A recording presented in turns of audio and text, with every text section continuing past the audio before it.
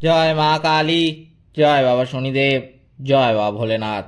তো নমস্কার বন্ধুরা, আজকে আমরা আলোচনা করতে চলেছি মীন রাশি বা লগ্নের জাতক জাতিকাদের এই 22 থেকে 28 এপ্রিল সময়টা কেমন যাবে, কোন কোন বিষয়ে সতর্ক থাকতে হবে মীন রাশি বা লগ্নের জাতক জাতিকাদের এই সময়, এছাড়াও কি কি সাফল্য পেতে চলেছেন মীন রাশি বা লগ্নের জাতক জাতিকারা এই সময়, সবই কিন্তু আলোচনা করতে চলেছি আজকের এই ভিডিওটিতে। তাই জন্য আপনাদের কাছে অনুরোধ করব ভিডিওটিতে অবশ্যই একটি লাইক, একটি শেয়ার এবং আমার ছোট্ট চ্যানেলটিকে কিন্তু সাবস্ক্রাইব করতে ভুলবেন না, এবং কমেন্ট বক্সে কিন্তু অবশ্যই জানাবেন জয় মা কালী।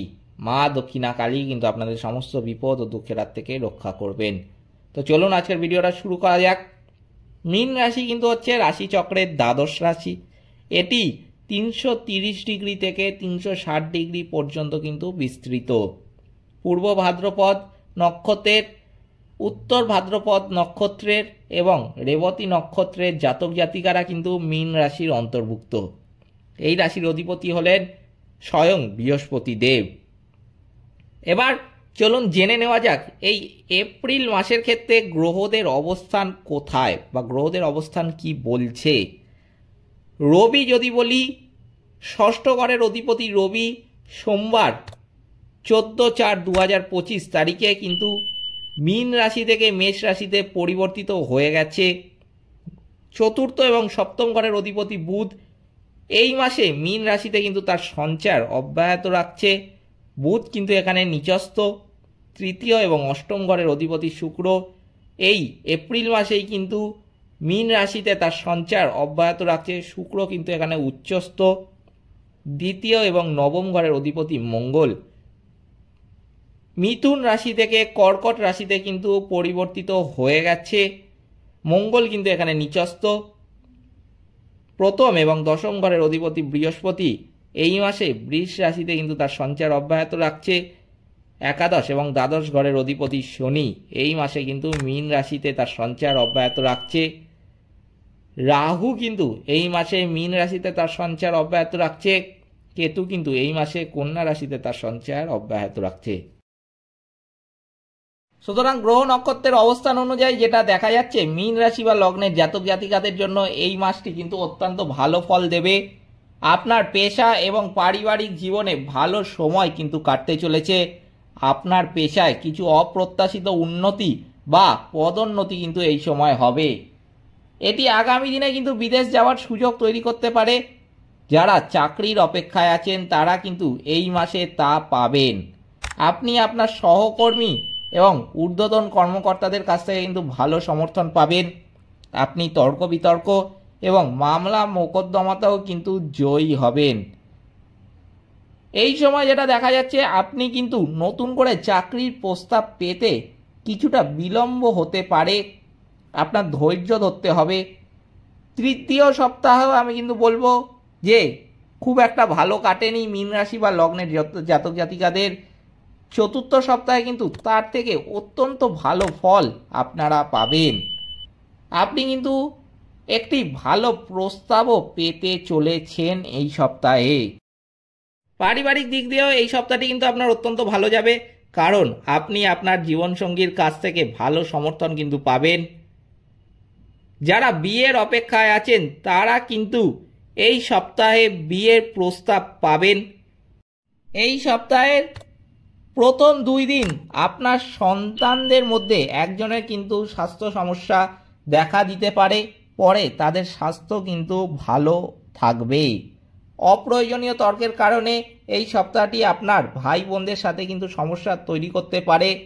এই মাসে 3 থেকে 4 দিন পর আমি কিন্তু বলবো তা আবার কিন্তু স্বাভাবিক অবস্থায় ফিরে আসবে। আর্থিকভাবেও আপনার কিন্তু চমৎকার সময় থাকবে, অর্থের প্রবাহ থাকবে এবং আপনার ব্যয়ও কিন্তু কম হবে। যারা বাড়ি বা গাড়ি কিনতে চান তাদের জন্য এই সপ্তাহটা কিন্তু অত্যন্ত ভালো হতে চলেছে। ফাটকা কারবার এই সপ্তাহে কিন্তু একদমই ভালো নয়, বিশেষ করে প্রথম 2 থেকে 3 দিন। যারা ব্যবসায় আছেন তাদের কিন্তু আমি বলবো তারা অত্যন্ত বেশি সাফল্য লাভ করতে চলেছেন এই সপ্তাহে। আপনি এই সপ্তাহে কিছু ভালো চুক্তিতেও কিন্তু স্বাক্ষর করবেন বা আপনার ব্যবসা প্রসারিত করবেন। বিশেষ করে সপ্তাহের শেষের 2 দিন এই মাসের তৃতীয় সপ্তাহটি কিন্তু ব্যবসায়ীদের জন্য একদমই ভালো ছিল না, কিন্তু চতুর্থ সপ্তাহ কিন্তু সেই তুলনায় অত্যন্ত ভালো কাটবে মীন রাশি বা লগ্নের জাতক জাতিকাদের মধ্যে যারা ব্যবসা করেন বা ব্যবসা ক্ষেত্রে আছেন। আপনি যদি ব্যবসার জন্য ঋণ বা আর্থিক সহায়তার চেষ্টা করেন, তবে তা আপনি এই সপ্তাহের 3 থেকে 4 দিন পর কিন্তু পাবেন। বিলম্ব এড়াতে আবেদন করার আগে নথিগুলো কিন্তু পরীক্ষা করার চেষ্টা করবেন। আমার এই কথাটা কিন্তু খুব গুরুত্বপূর্ণ, এটা কিন্তু মাথায় রাখবেন। শিক্ষার্থীদের জন্য আমি কিন্তু বলবো এই সময় অত্যন্ত চমৎকার থাকতে চলেছে। আপনার আত্মবিশ্বাসের স্তর কিন্তু বাড়বে এবং আপনি সঠিক সিদ্ধান্ত কিন্তু এই সময় নেবেন। পরীক্ষা দেওয়ার সময় এই মাসের প্রথম 2 সপ্তাহে তাদের সতর্ক কিন্তু থাকতে হবে, কারণ এই সময় কিছু বিভ্রান্তি বা ভুল যোগাযোগ কিন্তু হতে পারে। তাই জন্য কিন্তু আপনাকে আগের থেকেই সতর্ক থাকতে হবে। শনি প্রথম ঘরে সঞ্চার করার কারণে আপনার কিন্তু কিছু কিছু কাজে বাধা আসতে দেখা যাবে। এই জন্য কিন্তু কিছু কিছু কাজে আপনাদের না হওয়ার জন্য বা আপনি সেটা সম্পন্ন করতে পারছেন না, সেই জন্য কিন্তু আপনার মধ্যে হতাশাও আসতে দেখা যাবে। আপনাকে কিন্তু সেই জন্য সতর্ক থাকতে হবে এই সময়। এই জন্য আমি বলবো যে যত পারবেন হতাশা থেকে নিজেকে দূরে রাখবেন, তত কিন্তু আপনার মঙ্গল।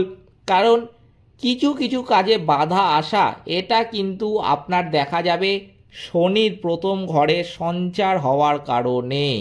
তাই জন্য আপনি যেগুলো ভাবছেন যে আপনি করতে পারছেন না বা আপনার দ্বারা হয়ে উঠছে না, আপনি চেষ্টা করছেন তাও হচ্ছে না, সেটা যে আপনার কোনো ভুল সেটা কিন্তু একদমই নয়। আপনাকে কিন্তু মাথায় রাখতে হবে এটা কিন্তু শনির প্রথম ঘরে সঞ্চার হওয়ার কারণে আপনার মধ্যে এগুলো দেখা যাচ্ছে।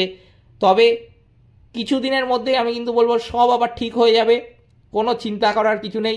সেই কাজটা হচ্ছে না বলে সেটা নিয়ে হতাশাগ্রস্ত হয়ে যাওয়ারও কিন্তু কিছু নেই।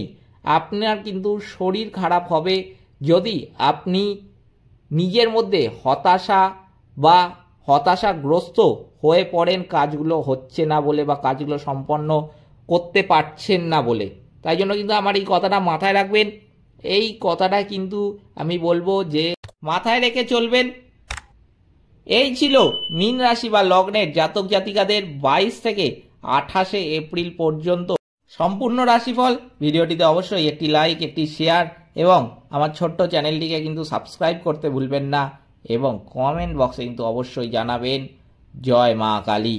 মা দক্ষিণা কালী কিন্তু আপনাদের সমস্ত বিপদ ও দুঃখের হাত থেকে কিন্তু রক্ষা করবেন। সকলে ভালো থাকবেন, সুস্থ থাকবেন। নমস্কার।